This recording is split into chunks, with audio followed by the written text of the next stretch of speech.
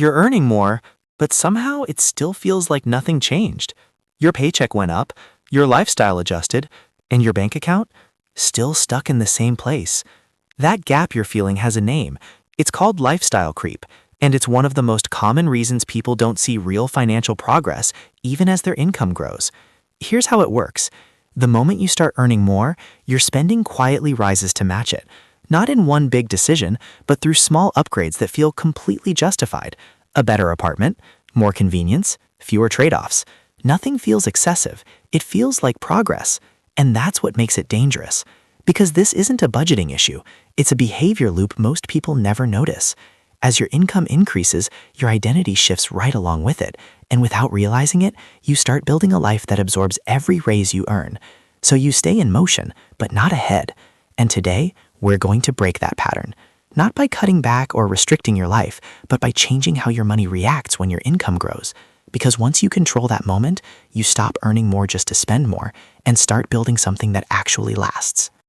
Here's the part no one really explains. Lifestyle creep doesn't feel like a mistake. It feels like you're finally getting it right. You get a raise, and your life starts to match it. You move to a better place, upgrade your phone without overthinking it, say yes to dinners, trips, convenience. Nothing feels reckless.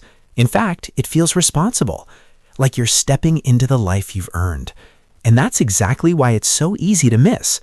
Because the real driver here isn't money, it's identity. Your brain isn't asking, can I afford this? It's asking, is this who I am now? And once that identity shifts, everything else follows automatically. Higher income becomes, I don't live like I used to. Better environment, better standards, better expectations. But here's the hidden tension. Every time your standard quietly rises, your baseline cost of living rises with it. And baseline is powerful. Because baseline isn't what you choose to spend, it's what your life requires to feel normal. So even though your income goes up, your financial breathing room doesn't. You've upgraded your life, but also increased the cost of maintaining it. That's why someone earning $60,000 and someone earning $160,000 can feel the same financial pressure. Different numbers, same structure. It's not about how much you make, it's about how expensive your normal has become. So the solution isn't to cut everything back or deny yourself progress. That creates resistance, and resistance doesn't last. The real shift is this. You interrupt the automatic upgrade loop. You stop letting income decide your lifestyle by default. Because the real problem isn't that you're spending more, it's that the decision is happening without you noticing. And in the next part, we're going to zoom in on that exact moment, the split second where your future wealth either gets protected or quietly spent. Lifestyle creep doesn't happen over time. It happens in one moment, right after your income increases. That's when your brain asks a silent question. What changes now? And most people answer without thinking, better lifestyle. But here's the tension. Every upgrade you accept today becomes a fixed cost tomorrow.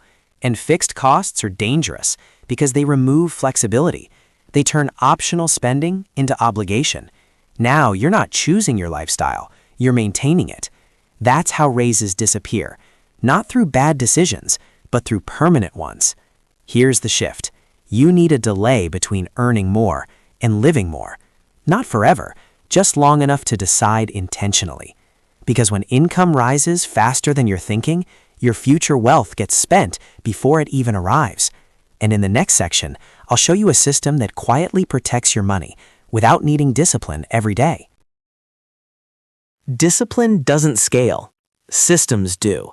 If you rely on willpower to not spend more, you'll lose, eventually.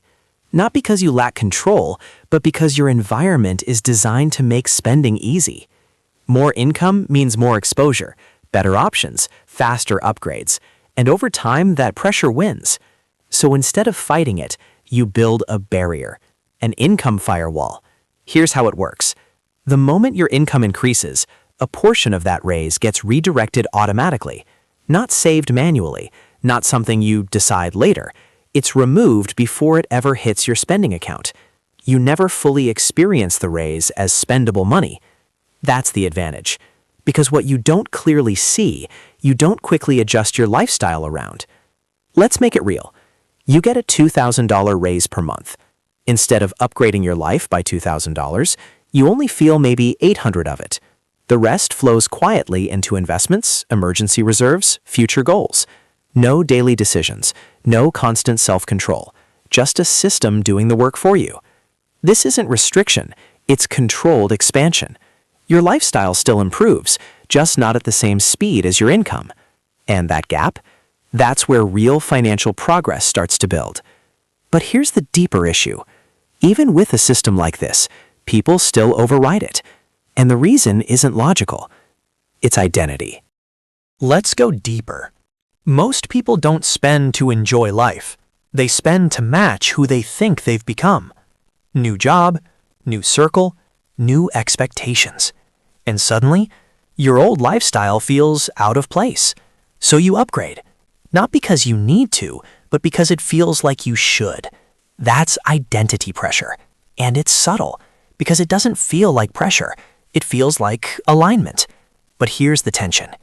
If your identity is tied to visible lifestyle, your money will always chase validation, which means no matter how much you earn, you'll feel like you need to keep up.